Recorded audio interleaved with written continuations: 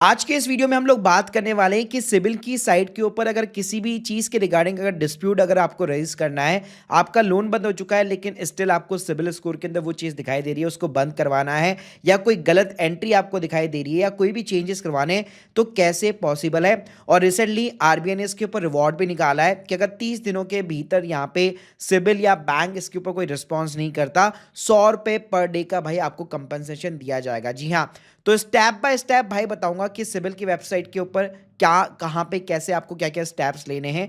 तो प्लीज पूरा वीडियो यहां पे जरूर देखिएगा। तो भाई सबसे पहली बात तो कि अगर कोई भी आपको सिबिल का स्कोर भी अगर चेक करना है या डिस्प्यूट भी रेज करना है, तो सिबिल जो ट्रांस यूनियन की वेबसाइट है उसके ऊपर आपका अकाउंट होना चाहिए। तो अगर आप यहाँ पे फर्स्ट टाइम आपने कभी भी यहाँ पे साइन अप नहीं किया तो फर्स्ट टाइम यहाँ पे आपको साइन अप कर लेना चाहिए। अब वैसे अगर आप फ्रंट पे देखेंगे तो भाई इसके बहुत सारे यहाँ पे चार्जेस होते हैं, लेकिन साल में ना एक बार आप फ्री एनुअल सिबिल रिपोर्ट और स्कोर यहाँ पे निकलवा सकते हो। तो यहाँ पे आप देख सकते हो साइन अप की साइट पे अगर आप जाओगे तो स्टेप के प्लान दिखेंगे, आपको सिंपली क्लिक हेयर पे करना है, क्लिक करना है, या ये डायरेक्टली ये जो पेज है मैं आपको डिस्क्रिप्शन बॉक्स में प्रोवाइड कर दूंगा। यहाँ पे आपको क्या करना है, इसके ऊपर क्लिक करके सबसे पहले अपना अकाउंट क्रिएट कर लेना है, जिसमें आपको अपना ईमेल एड्रेस डालना है, पासवर्ड डालना है, confirm password, first name last name, ID type में मैं सजेस्ट करूंगा हमेशा पैन कार्ड नंबर डालो ताकि इजीली आपका सिबिल ट्रैक हो जाए।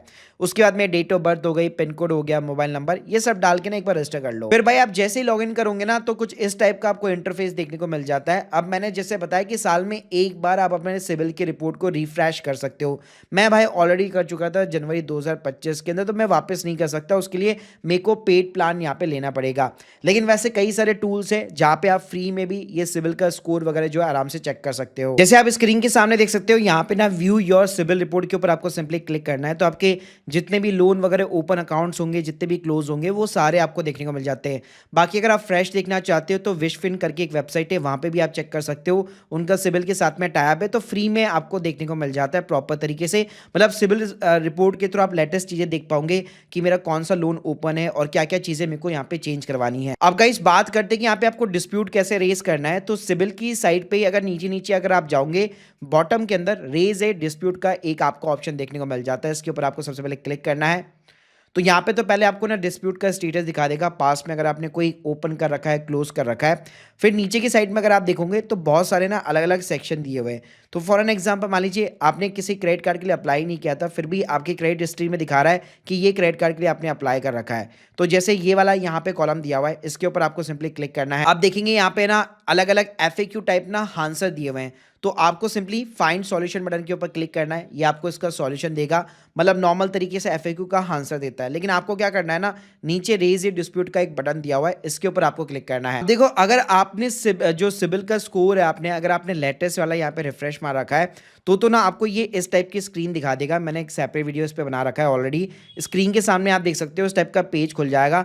फिर उसके ऊपर आपको टिक मार्क करना है, जिस भी लोन को आप यहाँ पे चेंज करना चाहते हो, मतलब जो भी इंक्वायरी आप रेज करना चाहते हो वहाँ पे आप रेज कर सकते हो आराम से। लेकिन यहाँ पे एक दूसरा तरीका मैं बताने वाला हूँ लेटेस्ट वाला, कि लेट सपोज इन केस अगर आपका सिबिल स्कोर यहाँ पे फ्रेश नहीं हो पाता, अगर फ्री का अकाउंट है, तो उस केस में यहाँ पे एक अलग से प्रॉपर फॉर्म दिया हुआ है। जी हाँ, तो यहाँ पे ना आपको न्यू एप्लीकेशन के थ्रू आपको यहाँ पे चीज़ें डालनी पड़ेगी, जिसमें आपको अपनी पर्सनल इन्फॉर्मेशन, कॉन्टैक्ट डिटेल्स हो गई, आपका पैन नंबर, आइडेंटिफिकेशन डिटेल्स हो गई, सर्विस रिक्वेस्ट जिसके अंदर आपको अपनी प्रॉब्लम बतानी पड़ेगी कि इस क्रेडिट कार्ड के लिए मैंने अप्लाई किया है नहीं, फिर भी मेरे को सिबिल के अंदर ये चीज़ दिखा रहा है, उसके रिगार्डिंग स्नैपशॉट, डॉक्यूमेंट्स वगैरह हो गए।